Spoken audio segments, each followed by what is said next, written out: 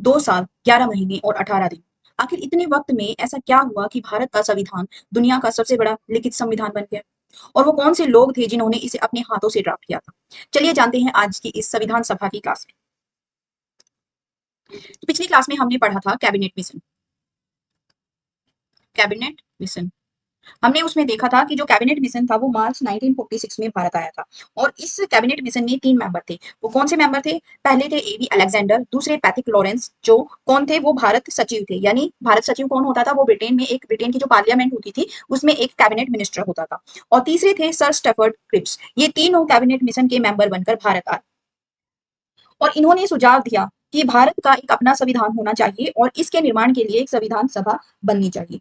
तो जो संविधान सभा थी, संविधान सभा का जो निर्माण हुआ, गठन हुआ, वो किसकी सिफारिशों पर हुआ? वो हुआ कैबिनेट मिशन की सिफारिशों पर, जो भारत कब आया था? 1946 में।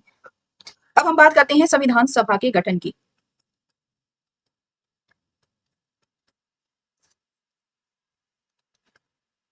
संविधान सभा थी जो, उसका गठन कैसे हुआ?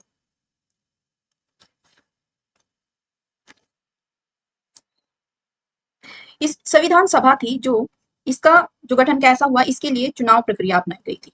चुनाव इलेक्शन प्रोसेस हुआ था।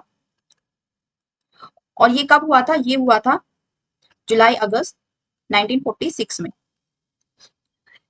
ये जो चुनाव हुआ था इसमें देश की जनता ने सीधे वोट नहीं दिया था। उस समय में जो भारत के प्रांतीय विधानसभाएं या जिन्हें कहते हैं हम प्रोविंशियल असेंबलीज थी, उनके विधायकों ने एकल संक्रमणीय मत प्रणाली यानी सिंगल ट्रांसफरेबल वोट सिस्टम के जरिए संविधान सभा का के सदस्यों का चुनाव किया था। जो चुनाव प्रोसेस थी वो कैसी थी? वो थी सिंगल ट्रांसफरेबल वोट सिस्टम, जिसे हम कहते हैं एकल संक्रमण मत प्रणाली। इसके द्वारा संविधान सभा के सदस्यों का चुनाव हुआ। तो जो ये चुनाव हुआ था, इसमें क्या हुआ कि पहले ये तय किया गया था कि हर 10 लाख की आबादी पर एक सीट दी जाएगी। तो इस हिसाब से उस समय टोटल 389 सीटें होनी थी। इन 389 में से 389 में से दो जो 292 सीटें थी वो कहाँ से आएंगी? वो आएंगी ब्रिटिश प्रोविंस से, यानी ब्रिटिश भारत के प्रांतों से, जो भारत में उस समय ब्रिटिश प्रोविंस थे उनसे। और जो बाकी 93 सीटें थी वो कहाँ से होंगी? वो होंगी प्रिंसली स्टेट्स, यानी जो देसी रियासतें थी, प्रिंसली स्टेट या देसी रियासतों से।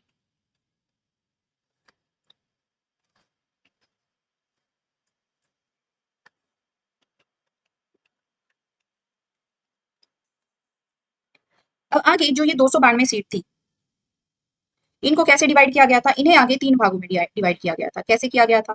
इनमें इनको डिवाइड किया गया था कि पहला मुस्लिम, दूसरा सिख।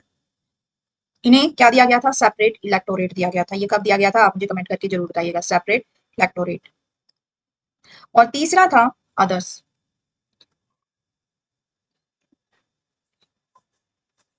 और जो ये देसी रियासतें थी, इनका क्या होना था? इनका होना था नॉमिनेशन, यानी इन्हें नामित किया जाना था। नॉमिनेशन इनका होना था। लेकिन क्या हुआ, इनके अलावा कुछ 4 जो सीटें थी वो कहाँ से थी? वो चीफ कमिश्नरी थे से थी। जो मुख्य आयुक्त थे प्रांतों के, मुख्य आयुक्त कहाँ से थे? जिन्हें क्या कहा जाता है? चीफ कमिश्नरी। 4 यहाँ से थी। तो क्या हुआ, 14 और 15 अगस्त को, 15 अगस्त को आप कह सकते हैं 1947 को क्या हुआ, हमारे देश का बंटवारा हो गया। और जो मुस्लिम लीग के सदस्य जो पाकिस्तान वाले हिस्से में थे, पाकिस्तान की साइड से थे, वो हट गए। और इस तरीके से जो हमारी संविधान सभा थी, यानी भारत की जो संविधान सभा थी, उसमें कितने मेंबर बच गए? भारत की संविधान सभा में अब कितने मेंबर रह गए थे? 299 रह गए थे।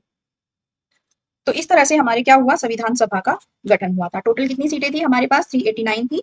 लेकिन पाकिस्तान देश का बंटवारा होने के बाद कुछ सीटें पाकिस्तान वाले हिस्से में चली गई और 299 वो कहाँ बची? वो भारत के हिस्से में आ गई। अब संविधान सभा के बनने के बाद जो ब्रिटेन में लेबर पार्टी से जो क्लेमेंट एटली प्रधानमंत्री बन चुके थे, एटली ने घोषणा की, इटली की घोषणा, उन्होंने क्या घोषणा की कि ये कब की थी? ये की थी फरवरी 1947 में, फरवरी 1947 में। इन्होंने कहा कि जून 1948 तक हम भारत को आजाद कर देंगे, भारत को आजादी दे दी जाएगी। अब बात करते हैं संविधान सभा की कुछ महत्वपूर्ण बैठकों की। संविधान सभा की बैठकें।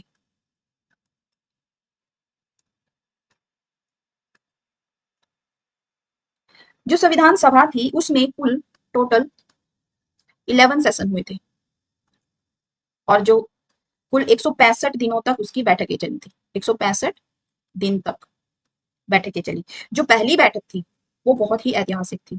पहली बैठक, जो पहली मीटिंग हुई थी वो कब हुई थी?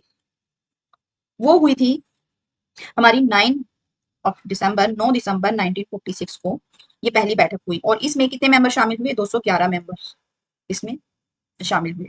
और इसी दिन यानी पहली बैठक को जो हुई थी 9 दिसंबर 1946 को, इसमें क्या किया गया? जो सच्चिदानंद सिन्हा थे, सच्चिदानंद सिन्हा, सच्चिदानंद सिन्हा को संविधान सभा का अस्थायी सदस्य अध्यक्ष बनाया गया।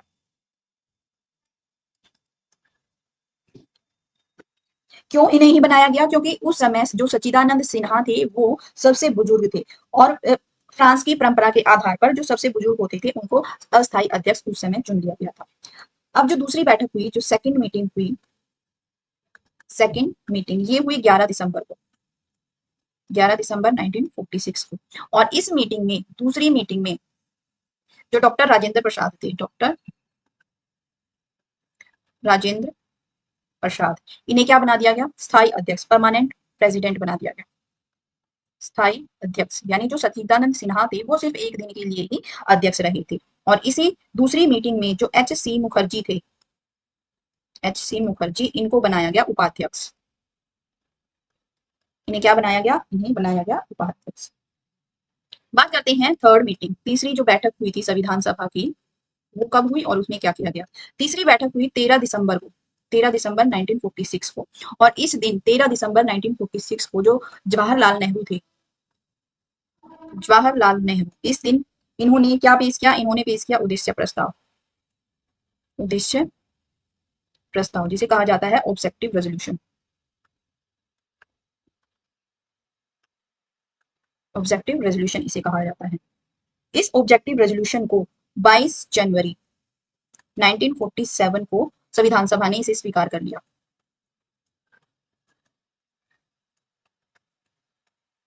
तो उद्देश्य प्रस्ताव का जो ऑब्जेक्टिव रेजोल्यूशन, उसे कौन लेकर आया था? उसे लेकर आए थे जवाहरलाल नेहरू। और कब लाया गया था? ये 13 दिसंबर 1940 को। और इसे स्वीकार कब किया गया था?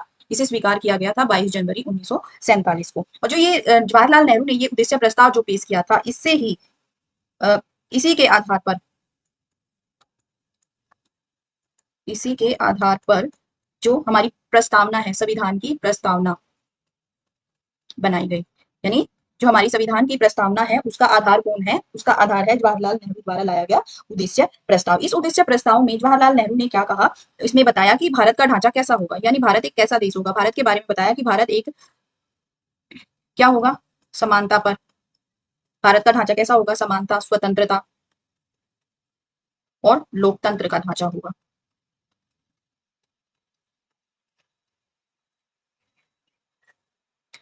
तो ये था 13 दिसंबर 1946 को पेश किया गया उद्देश्य प्रस्ताव, जो आधार बना हमारी प्रस्तावना का। अब हम बात कर लेते हैं प्रारूप जो समिति थी, प्रारूप समिति जिसे कहा जाता है ड्राफ्टिंग कमेटी। ड्राफ्टिंग कमेटी, जो ड्राफ्टिंग कमेटी थी इसका गठन हुआ, इसके गठन की मैं बात करूं, प्रारूप समिति का गठन हुआ 29 अगस्त 1947 को। इसका गठन किया गया। कब गठन हुआ प्रारूप समिति का? 29 अगस्त 1947 को। जो ये प्रारूप समिति थी इसमें टोटल मेंबर कितने थे? टोटल कितने मेंबर थे? इसमें टोटल 7 मेंबर्स थे। और इसका हेड इसे बनाया गया doctor B R Ambedkar ji को। बी आर अम्बेडकर को ड्राफ्टिंग कमेटी का सदस्य अध्यक्ष बनाया गया। इसका काम क्या था? इसका काम था अलग अलग समितियां जो संविधान का निर्माण करने के लिए अलग अलग समितियां बनाई गई थी, उनके सुझावों के आधार पर संविधान का ड्राफ्ट तैयार करना इस प्रारूप समिति का काम था। इसमें जो 6 मेंबर थे अदर मेंबर, उनकी हम बात करें। अदर मेंबर, अदर मेंबर कौन थे? पहले तो अध्यक्ष थे बी आर अम्बेडकर जी। दूसरे थे जो पहले मेंबर थे वो थे एन गोपाला स्वामी अयंगर, एन गोपाल गोपाला स्वामी अयंगर। जो दूसरे मेंबर थे वो थे अल्लादी कृष्णा स्वामी अय्यर।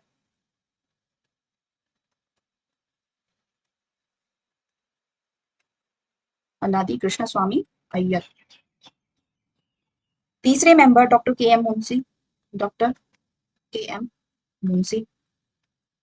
चौथे मेंबर की मैं बात करूं तो वे थे सैयद मोहम्मद सादुल्ला।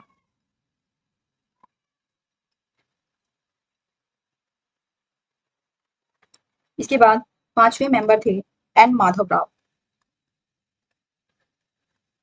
एन माधव राव। और जो छठे मेंबर थे वो थे T T Krishnachari, T T Krishnamachari.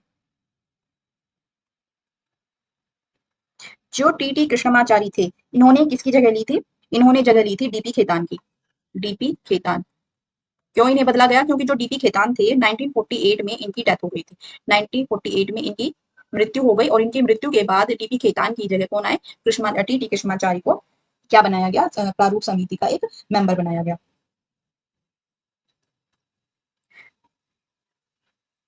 जो प्रारूप समिति थी इसने 114 दिनों में ड्राफ्ट तैयार किया। 114 दिन लगे हमारे संविधान का ड्राफ्ट तैयार करने में। 114 दिनों में क्या किया? ड्राफ्ट या प्रारूप तैयार किया। और 21 फरवरी 1948 को इस प्रारूप को देश की जनता के समक्ष पेश किया गया। देश की जनता के समक्ष इसे पेश किया गया और उनसे सुझाव भी मांग जनता से सुझाव भी मांगे गए। जनता ने लगभग 8 महीने में, लगभग 8 महीने में 6 से 7 हजार सुझाव आए। क्या आए? 6 से 7 हजार सुझाव मिले जनता की तरफ से, जिनमें से लगभग 2-3 हजार सुझावों को मान लिया गया। 2-3 हजार सुझावों को मान लिया।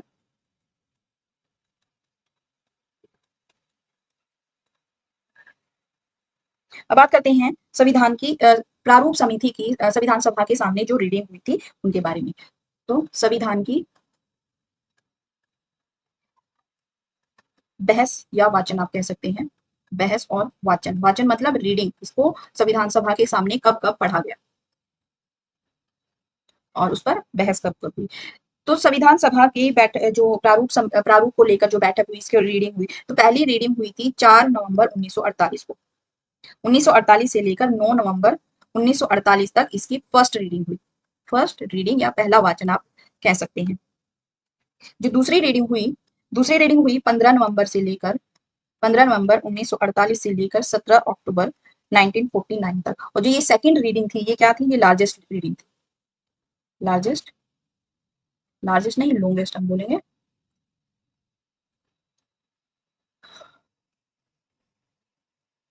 लॉन्गेस्ट रीडिंग थी। इसके बाद जो तीसरी और आखिरी रीडिंग हुई वो हुई 14 नवंबर को। 14 नवंबर 1949 को शुरू हुई और खत्म हुई 24 नवंबर 1949 को। तो संविधान सभा की प्रारूप पर ये 3 बैठकें हुई। जब 26 नवंबर 1949 को तीसरी रीडिंग खत्म हुई तो 26 नवंबर 1949 को संविधान को अपना लिया गया, यानी जो प्रारूप बनाया गया था उसको अपना लिया गया, संविधान अपना लिया गया। और इसके साथ ही जब संविधान अपनाया गया था, कब अपनाया था? 26 नवंबर 1949 को। इस दिन अपनाने के संविधान को अपनाने के साथ ही 4 प्रावधान लागू किए। 4 प्रावधान, 4 प्रोविजन लागू किए। कौन कौन से थे वो थे, सबसे पहला था नागरिकता, जो हमारे कौन से अनुच्छेद आर्टिकल में आता है? वो पार्ट 2 में आता है, पार्ट 2 में। दूसरा था निर्वाचन यानी इलेक्शन, ये आता है हमारे संविधान के अनुच्छेद 15 में। तीसरा था अंतरिम संसद, अंतरिम संसद।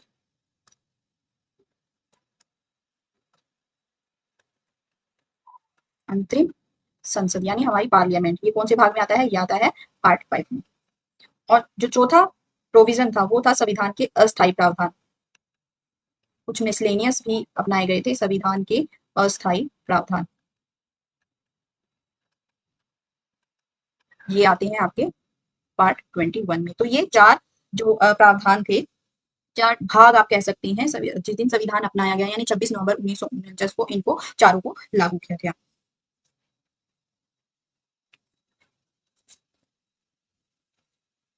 आगे बात करें तो कुछ इससे संबंधित कुछ इंपॉर्टेंट पॉइंट्स हैं कि हमारा जो संविधान है, यानी मूल जो संविधान है, मूल संविधान यानी संविधान को जब लागू किया गया था उस समय की बात हम करें, तो उस समय कितने आर्टिकल थे? आर्टिकल थे उस समय 395। आज संशोधन होकर ये करीब 450 के आसपास हो चुके हैं, लेकिन आज भी हम 395 ही बोलते हैं, क्योंकि भागों के और आर्टिकल के अंडर ही उन्हें रखा गया है। किसी में भाग वन, पार्ट वन, क ख ग ऐसे करके लिख दिए गए हैं। भाग कितने थे? हमारे भाग थे 22। और मूल संविधान में अनुसूचियां, अनुसूची थी 8। हमारे संविधान को टाइम कितना लगा बनकर तैयार होने में? टाइम लगा 2 साल, 11 महीने और 18 दिन। तो इस लंबे समय के बाद हमें हमारा संविधान मिला, और संविधान को तैयार करने में लगभग 64 लाख रुपए खर्च हुए। जो संविधान सभा थी हमारी, उसमें कुछ महिला सदस्य भी थी, वुमेन भी थी, उनमें से 15 महिलाएं थी। और करीब कितने सेशन हुए थे इसके? 11 सेशन हुए थे।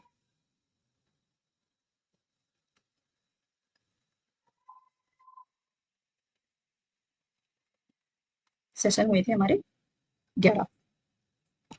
अब हम बात करें कि जो सबसे ज्यादा संविधान सभा में सबसे ज्यादा सदस्य थे, वो किस कहाँ से थे? संविधान में सबसे ज्यादा सदस्य, संविधान सभा में सबसे ज्यादा सदस्य वो कहाँ थे? वो था प्रिंसली स्टेट, जो प्रिंसली स्टेट या देसी रियासत थी मैसूर, वहां से थी। और प्रोविंस की बात करें, जो प्रोविंस था वो था यूपी।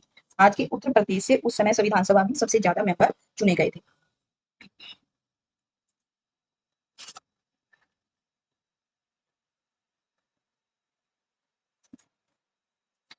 अब 26 नवंबर 1949 को हमारा संविधान बनकर तैयार हो चुका था। इसे लागू कब किया गया?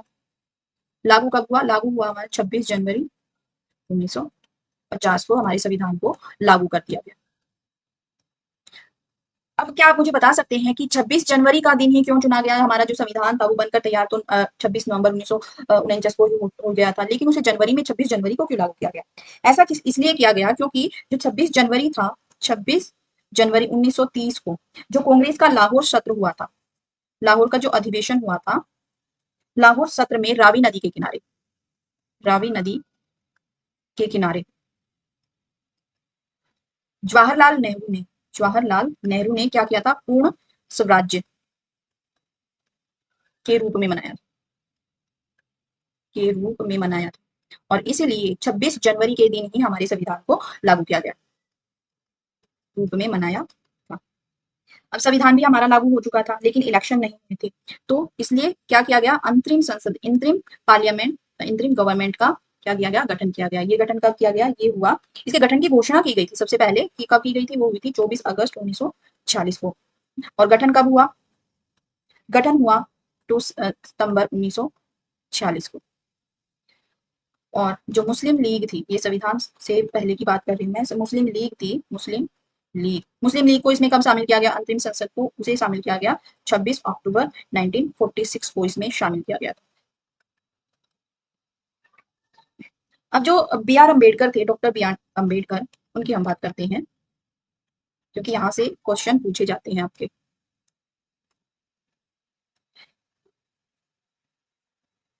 1946 में जो बी आर अम्बेडकर थे, वो पूर्वी बंगाल से उन्हें निर्वाचित थे, वो निर्वाचित थे। लेकिन क्योंकि विभाजन हो गया था, सेपरेशन हो गया था, हमारा देश था वो 2 भागों में, 2 देशों में बट चुका था, और जो पूर्वी बंगाल था वो किसके हिस्से में चला गया था? वो पाकिस्तान के हिस्से में चला गया था। तो अगर हम बात करें विभाजन के बाद वो किस सीट से आए? विभाजन के बाद, विभाजन के बाद सिर्फ कितनी सीटें बची थी हमारे इंडिया में? 389 थी, 90 सीटें पाकिस्तान में चली गई थी, तो कितनी बची? 299 सीटें ही हमारे पास बची थी उस समय।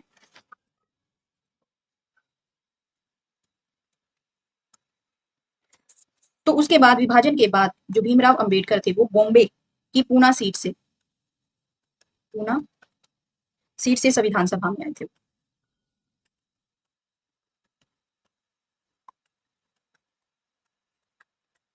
और किसकी जगह पर आए पूना सीट से? वो थे M R Jayakar, M R Jayakar के स्थान पर। तो हमारा संविधान सभा कैसे बनी, हमारा संविधान कैसे लागू हुआ, ये हमने पढ़ लिया। अब हम बात करते हैं कुछ और इंपॉर्टेंट पॉइंट की, जैसे जब हमारा संविधान किया गया था हमने देख लिया। अब बात करते हैं 24 जनवरी 1950। इस दिन क्या किया गया था? 24 जनवरी 1950 को संविधान सभा की आखिरी बैठक थी। संविधान सभा की अंतिम बैठक। इस अंतिम बैठक में जो डॉक्टर राजेंद्र प्रसाद थे, डॉक्टर राजेंद्र प्रसाद, इनको क्या बनाया गया? हमारे देश का प्रेसिडेंट बनाया गया, राष्ट्रपति इन्हें बना दिया गया। और इसी के साथ जो जनगण मन को राष्ट्रगान के रूप में अपना लिया गया।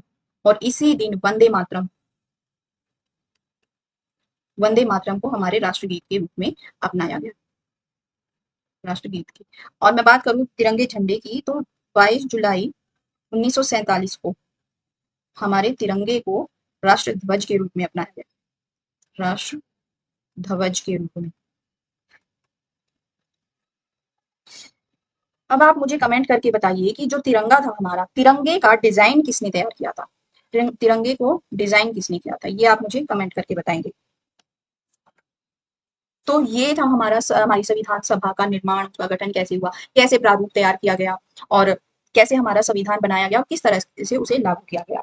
अब जो हमारे संविधान का ऐतिहासिक विकास था वो हमारा पूरा हो चुका है, संविधान हमारा बनकर तैयार हो चुका है। अब हम पढ़ेंगे हमारे संविधान के बारे में कि हमारा जो संविधान बनाया गया उसमें क्या-क्या प्रावधान किए गए, कौन-कौन से भाग उसमें बनाए गए हैं और उनमें कौन-कौन से आर्टिकल अनुच्छेद दिए गए हैं। ये सभी हम नेक्स्ट क्लास से शुरू करेंगे।